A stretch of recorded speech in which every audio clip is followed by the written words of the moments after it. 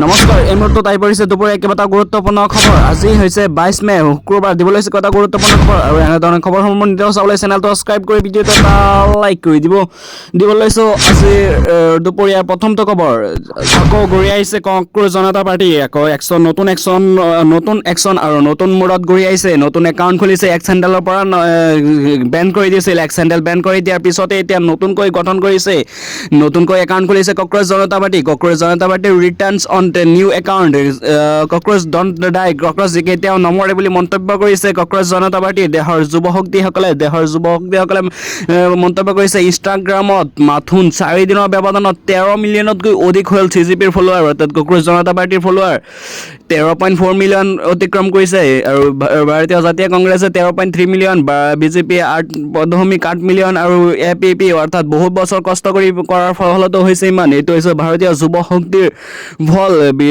যুৱশক্তিক কক্ৰোচৰ নিচিনা বুলি মাতিছিল। কক্ৰোচৰ নিচিনা জঁপিয়াই পৰে য'তে ত'তে, চাকৰি নোহোৱা অৰ্থাৎ আৰ্থিক দুৰ্বল হোৱাত মন্তব্য কৰিছিল, বেয়াকৈ মন্তব্য কৰিছিল। তাৰপিছতে নতুনকৈ গঠন কৰিছে কক্ৰোচ জনতা পাৰ্টি বুলি এটা দল। আপুনি মন্তব্য কৰক, কক্ৰোচ জনতা পাৰ্টি ভৱিষ্যতে চৰকাৰ গঠন কৰিব পাৰিব নে নোৱাৰিব, আপুনি কমেণ্ট বক্সৰ জৰিয়তে জনাওক। দিবলৈ চান এটা গুৰুত্বপূৰ্ণ খবৰ, পুলৱামা সন্ত্ৰাসবাদী আক্ৰমণৰ মূল পৰিকল্পনাকাৰী হামজা বুৰহানক হত্যা কৰিছে। হামজা বুৰহানক গুলীয়াই হত্যা কৰিছে। পুলৱামা সন্ত্ৰাসবাদী আছিল। পাকিস্তানত অধিকৃত কাশ্মীৰৰ মুজাফফৰবাদত অজ্ঞাত লোকে গুলীয়াই হত্যা কৰিছে দুৰ্ধৰ্ষ সন্ত্ৰাসবাদীটোক। সন্ত্ৰাসবাদী হৈছে কাশ্মীৰৰ মুজাফফৰবাদৰ অজ্ঞাত লোকে গুলীয়াই হত্যা কৰিছে। পুলৱামা সন্ত্ৰাসবাদীৰ আক্ৰমণৰ মূল অভিযুক্ত আছিল হামজা বুৰহান। তেখেতক এতিয়া গুলীয়াই হত্যা কৰিছে কাশ্মীৰৰ দুৰ্ধৰ্ষ সন্ত্ৰাসবাদীটোক। পাকিস্তানৰ অধিকৃত কাশ্মীৰৰ পৰা তেখেতে সন্ত্ৰাসবাদী কৰিছিল, তাৰপিছতে তেখেতক গুলীয়াই হত্যা কৰিছে ইতিমধ্যে। দিবলৈ অন্য এটা খবৰ, আজি গুৱাহাটী উচ্চ ন্যায়ালয়ত সম্পন্ন হ'ব হেমকানু মহন্তৰ জামিনৰ শুনানি। ফাষ্ট ট্ৰেক আদালতত জামিন নাকচ হোৱাৰ পাছতেই হেমকানুৰ অধিবক্তাই কাষ চাপিছিল।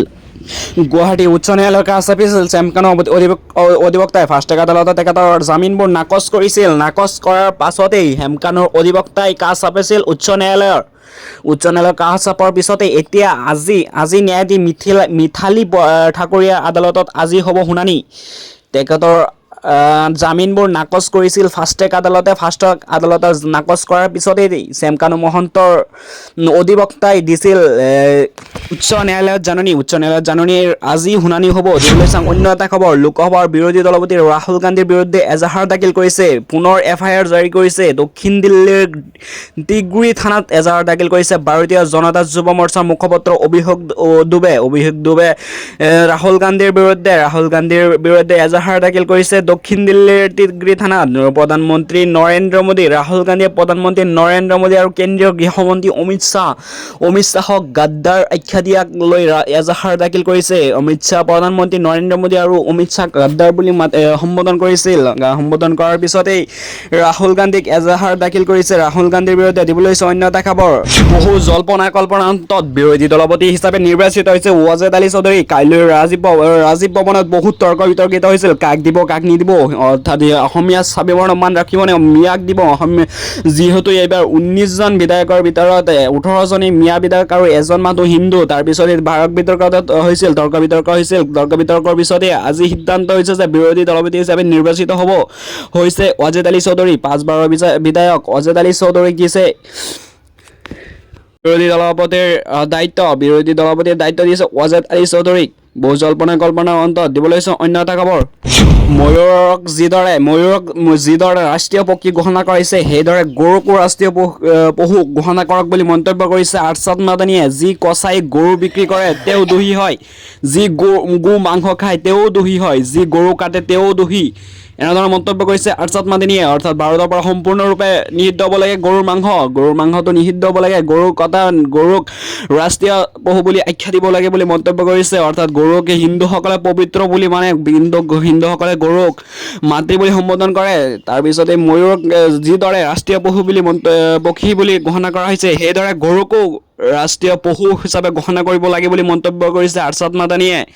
দিবলৈ অন্য এটা খবৰ গৰুক অসমৰ পৰা বহিষ্কাৰ কৰিব লাগে গৰুক অসমৰ পৰা নিষিদ্ধ কৰিব লাগে অসমৰ মুছলমান সমাজে অসমৰ ধুবুৰী মুছলমান আৰু হুজাৰ মুছলমান সমাজে গৰুক নিষিদ্ধ বুলি গৰুক এইবাৰ কুৰবানী নিদিয়ে বুলি মন্তব্য কৰিছে কিয়নো গৰু হিন্দুসকলৰ মাতৃ বুলি সম্বোধন কৰিছে গৰুক হিন্দুসকলৰ পবিত্ৰ জন্তু হয় সেইকাৰণে এইবাৰ অসমৰ মুছলমান সমাজে অসমৰ ধুবুৰী আৰু হুজাৰ মুছলমান সমাজে গৰুক সম্পূৰ্ণৰূপে নিষিদ্ধ গৰু এইবাৰ কুৰবানী তেখেতসকলে নিদিয়ে গৰুক ডাঙৰ দিবলৈ অন্য এটা খবৰ অবিশ্বাস্য হাৰত ভোটদান হৈছিল পশ্চিমবংগত পৃথিৱীৰ অন্য ৰাষ্ট্ৰতকৈ অধিক দ্ৰুতগতিত বংগত ভোট দিছিল ভোটাৰসকলে পৃথিৱীৰ অন্য ৰাষ্ট্ৰৰ তুলনাত এইবাৰ দ্ৰুতগতিত হৈছে বংগত ভোট প্ৰথম পৰ্যায়ৰ ভোট গ্ৰহণৰ দিনটোত পুৱা 9ৰ পৰা 11 বজাৰ ভিতৰতে প্ৰতি 39.7 ছেকেণ্ডত এজন মানুহে ভোট দিয়া বুলি দেখুওৱা হৈছে এবাৰ 1 মিনিটতকৈ কম সময়ৰ ভিতৰতেই ভোট দিছিল পৃথিৱীৰ অন্য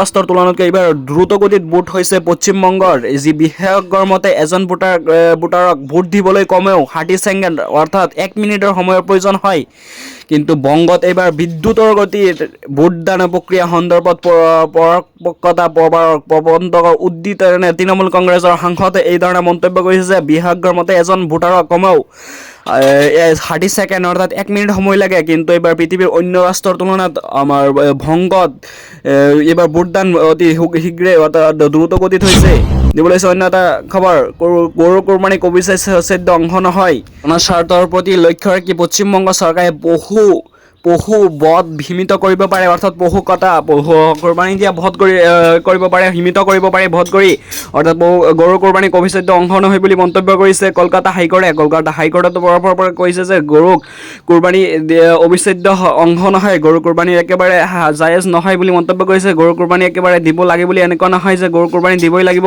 এইটো জনস্বাৰ্থৰ প্ৰতি লক্ষ্য ৰাখি পশ্চিমবংগৰ চৰকাৰে পশু বধ সীমিত কৰিব পাৰে বুলি মন্তব্য কৰিছে দিবলৈ অন্য এটা খবৰ পশ্চিমবংগত বলবৎ হ'ব কা প্ৰৱৰ্তন কৰাৰ কথা ঘোষণা কৰিছে মুখ্যমন্ত্ৰী ভূপেন্দ্ৰ অধিকাৰীয়ে কৈছে যে বুধবাৰ কেবিনেট বৈঠকত ঘোষণা কৰিব পশ্চিমবংগৰ চৰকাৰে এইটো কাও অধীনত অন্তৰ্ভুক্ত নোহোৱা লোক হ'ব গ্ৰেপ্তাৰ অৰ্থাৎ যিসকলে অমান্য কৰে কাৰ অধীনত অন্তৰ্ভুক্ত নহয় তেখেতসকলক কৰিব গ্ৰেপ্তাৰ পোনপটীয়াকৈ গতাই দিয়া হ'ব সীমান্ত সুৰক্ষা বাহিনীক অৰ্থাৎ যিসকলে কাৰ অধীনত অন্তৰ্ভুক্ত নহয় অৰ্থাৎ কাৰ অধীনস্থ নহয় তেখেতসকলক গ্ৰেপ্তাৰ কৰিব পোনপটীয়াকৈ গতাই দিব সীমান্ত সুৰক্ষা বাহিনীক অৰ্থাৎ ডাইৰেক্ট চিধা বাংলাদেশত গতাই দিব ডাইৰেক্ট সীমান্ত সুৰক্ষা বাহিনীক দিবলৈ অন্য এটা খবৰ পশ্চিমবংগৰ মুখ্যমন্ত্ৰী ভূপেন্দ্ৰ অধিকাৰীয়ে মাদ্ৰাছাতো বলবৎ কৰাইব বন্দে মাতৰম গোৱাটো প্ৰয়োজনীয় হ'ব বন্দে মাতৰম গোৱাটো অত্যন্ত প্ৰয়োজনীয় হ'ব মাদ্ৰাছাতো দিব এখন আইন দিছে নতুনকৈ আৰু যিসকল আগতে পশ্চিমবংগৰ যিসকলে মোল্লা বা মৌলবীয়ে